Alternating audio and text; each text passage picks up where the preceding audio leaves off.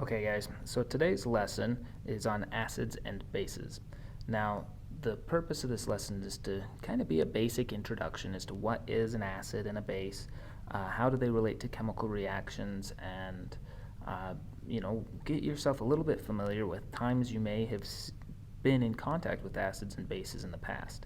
Now, my first time I can remember discussing or thinking about acids was when watching movies. And I remember one movie in particular, watching the movie Richie Rich as a kid. If you've seen that movie, and in it there's a scene where this butler gets sent to prison and they send him some toothpaste, but the toothpaste is actually acid. He goes to put it on his toothbrush and it melts his toothbrush, and so then he reads a note that says to put the toothpaste on the prison bars. It then eats through the prison bars and he's able to escape from prison. And I remember seeing that and being like, wow, this acid stuff is just crazy. It's so dangerous, could just eat through anything. Well, in reality, just like most things, Hollywood's kind of exaggerated it.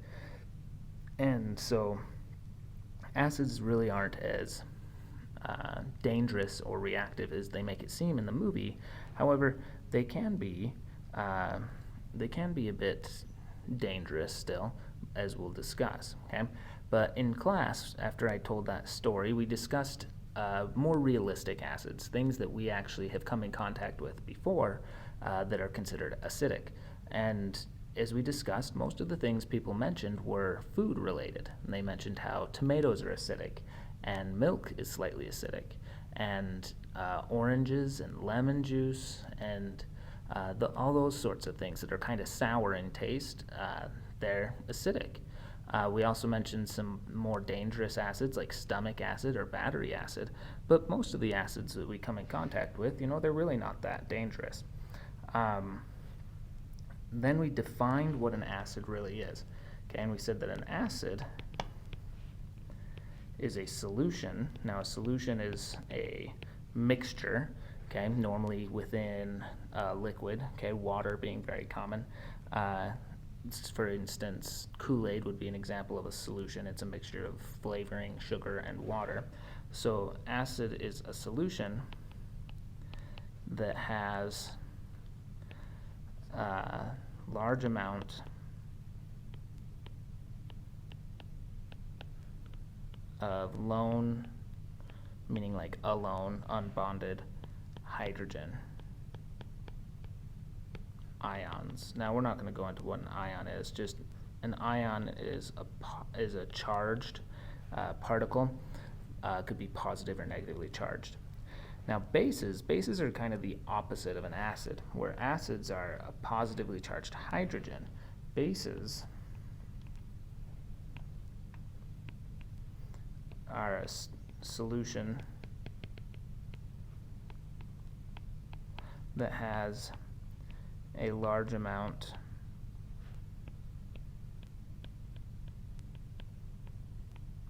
of lone hydroxide is what it's called. This is a chemical you've not heard of before, hydroxide ions.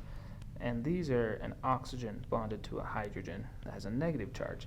And what makes these necessarily opposites is because hydrogen are positively charged and these hydroxide are negatively charged. Okay? And together these end up creating a range of different things that would be considered more or less acidic or more or less basic. And that range goes from 0 clear up to 14, with 0 being the most hydrogens, 14 having the most hydroxides, and then in the middle at 7 is neutral. And if we have the closer we get to the 7 this way, we have less and less hydroxide and more hydrogen, and the inverse is correct here.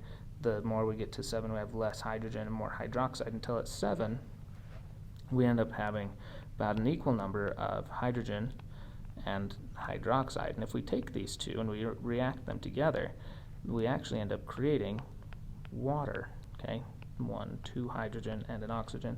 So here in the middle, our neutral ground, that's where water is found. Okay, and we call this the pH scale. pH scale. Now, pH, there we go, pH stands for percent hydrogen.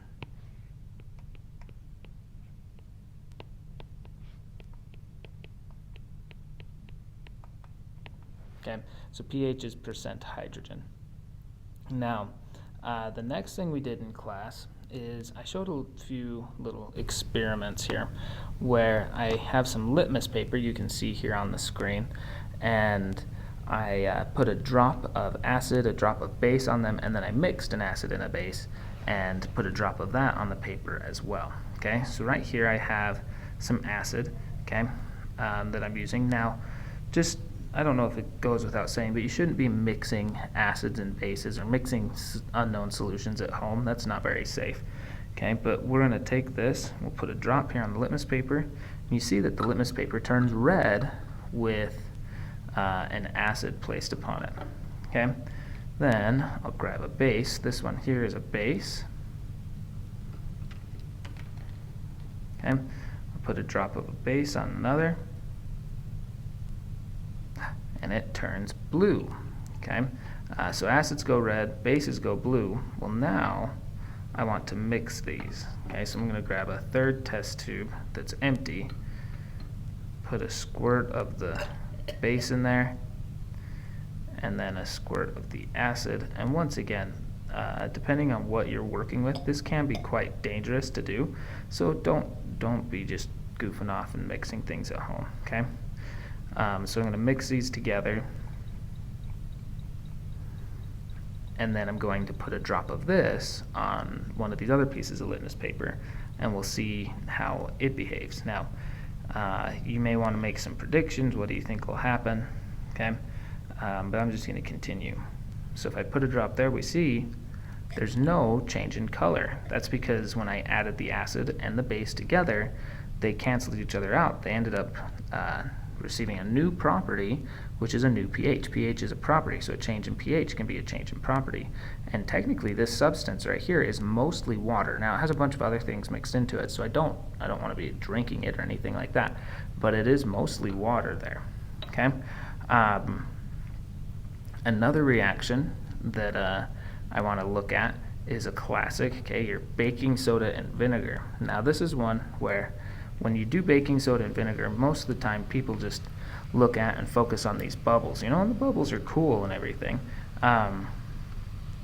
but there's more to it, because one thing that's interesting is we mentioned the other day, baking soda and vinegar, that is a chemical reaction, and we know that because bubbles are being produced. However, we often don't think about the liquid that's left here in the bottom of the beaker and most students tend to just think that liquid is just more vinegar. Because it still looks like vinegar, it still smells like vinegar, okay? And so we have no reason to believe that it wouldn't. However, if you remember, we've actually put vinegar on litmus paper before, and we saw that it does turn red because vinegar is an acid, okay? It is acidic. We're gonna let this kind of finish, and then get a little bit from the bottom here, and put a few drops right there, and you see that this has a different pH than vinegar does. So we know definitively that liquid there at the bottom of this beaker is not vinegar because it has a different pH. Therefore, it's gone through a different chemical change. Okay, so for the rest of the assignment, you should be able to answer all the questions there on the second slide.